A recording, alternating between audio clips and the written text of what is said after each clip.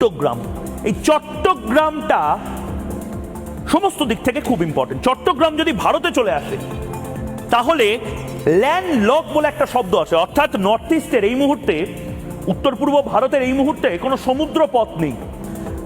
অসম বা ত্রিপুরায় কোনো জিনিস ভারতের এক প্রান্ত থেকে আরেক প্রান্তে কোনো জিনিস জাহাজ করে আনতে গেলে অনেক টাকা দিতে হয়, এবং অনেক টাকা দিতে হয় তার একটাই কারণ, অনেকটা ঘুরে আসতে হয়।